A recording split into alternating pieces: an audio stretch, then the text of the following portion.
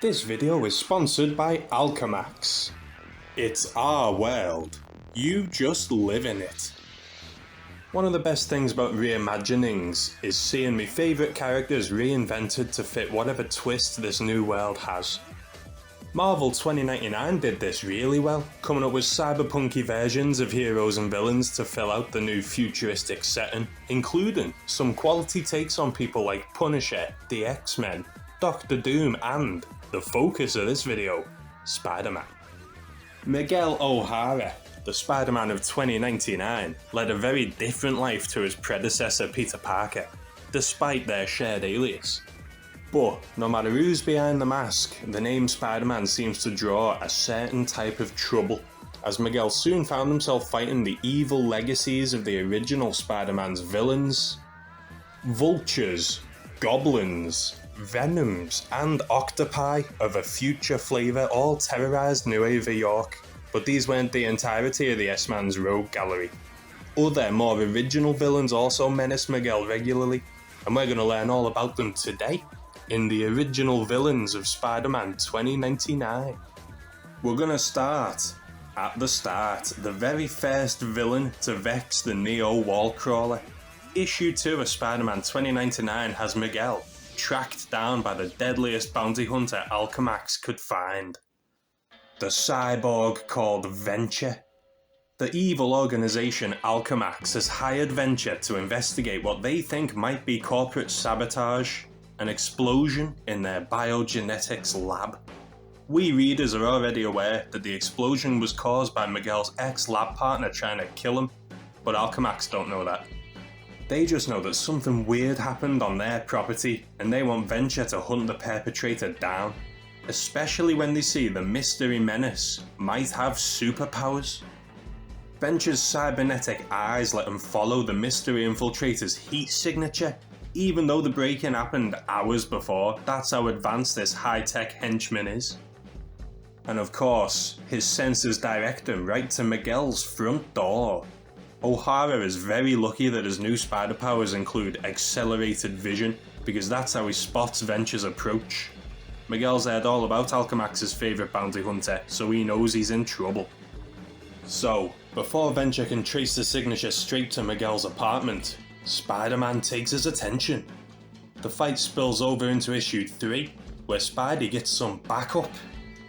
The local chapter of the Followers of Thor step in to help Spider-Man, and through these clowns we see why Venture is so feared. The mechanical cowboy decimates the Thorites without breaking a cyber sweat. It's clear after this, only someone with real power could stand up to Venture. And even then they'd have to get very lucky, because even the new Spider-Man gets battered. Alongside his cybernetic upgrades, Venture is loaded with the deadliest weapons Alchemax's money could buy, like his plasma bolt blaster, hover jet boots, or his nerve-numbing prod. Even with his new powers, Miguel is outmatched and he knows it. He considers surrendering, but before he can, Venture murders one of the Thorites. Any ideas of letting the cyborg win abandon Miguel here. He refuses to let Venture get away with this. This is the stuff I love in Spider-Man, the idea of never giving up no matter what. Even if Spidey did manage to escape Venture, his heat tracking technology would lead him right to Miguel's apartment, so, getting crafty, Miguel cuts through his own home with Venture right on his tail. Basically, he's retraced his heat trail to destroy any evidence he's been there before. Venture should just think it's a random apartment Spider-Man happened to run through. And though it does cover his tracks, the automaton assassin is relentless. There's no escape and there's no surrender, so there's only one option: winning. Easier said than done though, innit? Venture ensnares Spidey in a web of his own and tries to haul him back to Alchemax, but our future-aged arachnid won't go quietly. Using his talons to cut free from the trap, Spidey's got one more risky go at Venture. The two plummet through the city skyways of New York, and Spider-Man 2099 actually does some damage. He triggers his webs for the first time ever and splashes it all over Venture's face, so when Venture tries to rip his tarnished goggles away, it painfully pulls some fleshy cybernetics free along with him. With his sight now compromised, Venture sticks to his guns, literally, as he prepares to start blasting away in hopes of hitting Spidey. Now even more innocents are in danger, so Spider-Man needs to act fast. And in the grim darkness of the far future, you've got to be smart to survive. First, Miguel uses the magnetic cars of Nueva York to reverse the assassin's polarity.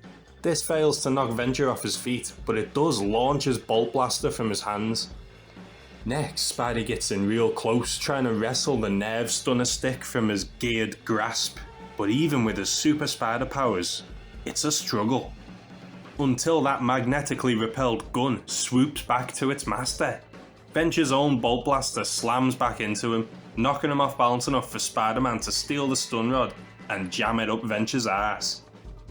Fried by the very technology that made him such a threat, and now looking even cooler like the Terminator, Venture's risk doesn't pay off. It doesn't get much more cyberpunk than evil robots, and Venture was a bloody cool one. He's a cowboy bounty hunter for God's sake, and he's the coolest thing in his setting, themed after the coolest time period. I wish they'd have given him a robot horse like the guys from Spider-Man Unlimited. Might as well go all in on the Wild West aesthetic. I don't know if he's meant to be Westworld inspired, but I like him. Venture was a great first threat for the new Spider-Man, and I like how he's just hired help. The man's just doing his job, he just happens to work for the bad guys. A professional. But the next fella is as far from professional as you can possibly get. We're taking the best aspects of Spider-Man and flipping them on their heads, because next up is Flipside. Just look at him, what the hell? Issues 29 and 30 had Miguel's most mentally exhausting, yet emotionally exhilarating villain. And yes, he's another cyborg, it is the future, remember. The mechanical being soon to be known as Flipside has spent 99% of its existence dormant. Every life form that approached its cogged carcass would be scanned in the hopes they'd match its database of superhumans, because Flipside is a power-copying android. The only problem is the age of heroes is long gone, and all the supers are long dead. So it seemed that Flipside was destined to rust away with his reason for being forever unfulfilled. But then it crossed paths with Spider-Man 2099. Miguel, held hostage by a street gang using Flipside's warehouse as a base, is interpreted by the bot as a cross between the original Spider-Man and the symbiote Venom, and so it manifests a mishmash of the ancient wall crawlers in both power and personality. Peter Parker's wit, webs, and wardrobe mixed with Venom's obsessive clinginess and craziness. Lucky for Miguel, it seems to want to be his friend rather than foe. Let's see how long that lasts. The cover to issue 30 is quite funny, where they have to assure us this isn't more clones. Oh, so the pleasantries lasted about 2 pages. Miguel cruelly pushes his new friend away and immediately hurts the synthetic super's feelings. So Flipside, well, he flips. Look how cool he is with Venom's tongue.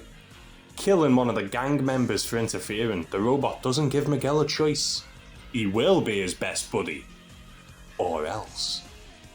The gang aren't really happy at the co-worker's sudden death at Flipside's hands, and Spidey is desperate to shake off his new pal. Miguel tries to slyly find a way to shut Flipside down, but before he can properly research the mechanical menace, it gets bored. The outlaw gang go for revenge and open fire as Flipside fights Spidey, but the small arms don't do a thing to Flipside. Well, except for pissing him off. Nice distinction between Peter Parker and Miguel O'Hara here. The gang begs Spidey 2099 to help, and he tells them to do one. They did hold him hostage after all. Look how insane Flipside is. He's had a hole shot through his chest, and he shoves Miguel's head into it before sealing himself up, ready to either suffocate or decapitate Spidey. Proper sicko. Quite Deadpool if I'm honest. Spidey uses his talons to rip out an energy cable and manages to escape, making Flipside desperate. The android attacks again, but between the power loss and Miguel's brutality, Flipside loses more than just a friend. after a brutal and confusing fight, Spider-Man is victorious. For now. I'll tell you who Flipside reminds me of. Majin Buu. Not just because he's funny and wants a friend, but origin-wise too, he's a creation from the distant past that's just been waiting to be reawoken. I don't know if Flipside's a leftover super adaptoid, an artificial super Skrull, or just the Marvel Universe's Amazo, but he could be a hell of a threat if he scanned more heroes and villains. He manifested Spidey and Venom both at once, so there's no reason he couldn't do every hero simultaneously. He could copy Thor and take control of the 2099 Church. Flipside could be the baddie of a full-on 2099 event with powers like these. The biggest villain through all of the 2099 universe isn't any one individual bad guy, but the corporate entity that is Alchemax. And the man calling the shots of Alchemax in Nueva York is Vice President Tyler Stone. To give him a modern Spidey equivalent, Tyler is most like the Kingpin in the way that everything in Nueva York belongs to him. Every shady thing Alchemax gets up to has his approval, so he's very much the man behind the curtain. Tyler's got ways of getting what he wants, be it through murder, blackmail, or manipulation. For example, when his top geneticist for the corporate raider program, Miguel O'Hara, refused to perform tests on human subjects, Tyler forced Miguel to become addicted to the super drug Rapture. This ends up biting Stone in the arse as it leads to the creation of Alchemax's greatest enemy, the Spider-Man of the year 2099. After Venture fails to bring Spider-Man in, Stone wages a personal war against the new wall-crawler, hoping to study him, to copy his powers into an army for Alchemax. So he starts sending villain after villain against Spidey.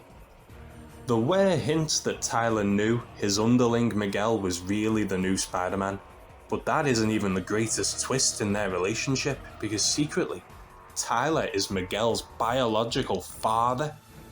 A revelation that tears Miguel apart, and not long after, his mother Conchata shoots Tyler.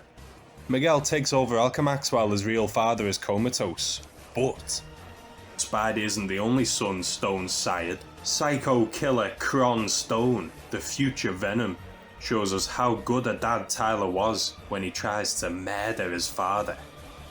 When he does finally revive, Miguel refuses to vacate his position to the point where he has Tyler escorted out by his own guards.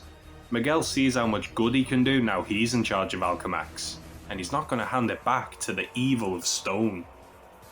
But Tyler does meet with Conchata and Miguel one final time, and he must sense this is his last chance to get a good dig in, because he reveals he's known who was under Spider-Man's mask the whole time, before vanishing. Tyler Stone is the puppet master behind all of Spider-Man 2099. His evil schemes gave Miguel his new powers and kicked off the new age of heroes. But that's no excuse for sitting on his ass, hiring others to do his job for him. Even J. Jonah Jameson got his hands dirty once in a while. I like my villains to have more get up and go about them, but Tyler just seemed to give the orders and sit back and relax. I'm not sure how I feel about him being Miguel's dad. It does add a good twist to the relationship, but obviously it's been done before, and this guy is no Darth Vader. Maybe if he'd had more of a direct hand behind more villain origins, if he actually commissioned bad guys from Alchemax instead of just hiring them. He's not all bad, he was a good mastermind. But, for example, Dr. Octopus 2099 in Shattered Dimensions does Tyler's character type better than he does. They full on create Hobgoblin 2099 and send him against Spider-Man, instead of just hiring people like Venture or the Specialist. So the ranking absolutely goes Flipside, Venture, and then Stone. The original run of Spider-Man 2099 only had 46 issues before sudden cancellation because of behind the scenes crap. So sadly we don't see a great deal of any 2099 villains, but Venture and Flipside could definitely return. I've just looked into it a bit more, and Venture actually does strike again. Nice. I was having a lot of trouble not saying vulture every time I said venture during this whole thing, and I'm glad I got to the end without doing it once. Both Stone and Venture did return in the reboot, but it wasn't even set in 2099, and it didn't last long enough to give us anything substantial, sadly. Filling out the rogues gallery with new faces also benefits the bad guys who are renditions of well-known villains, because it helps them stand out more. If every Miguel villain was just a neon tech version of one of Peter's enemies, that'd get boring fast. They did do that once in the reboot, and it was a mistake if I'm honest. Aside from the new Doc Ock, they weren't anything special when they introduced the Sinister Six 2099. Robot Electro and Sand Woman probably should have been replaced by actual Miguel villains. If only because unique villains absolutely help Miguel stand out from all the other Spider people. As much as I enjoy seeing my favourite villains reimagined, brand new characters open up a lot more possibilities for storytelling. Who would you say is your favourite 2099 villain, original or remake? Mine's probably Cron Stone as Venom, because of the shared past and the pure hatred between him and Miguel. Comment yours.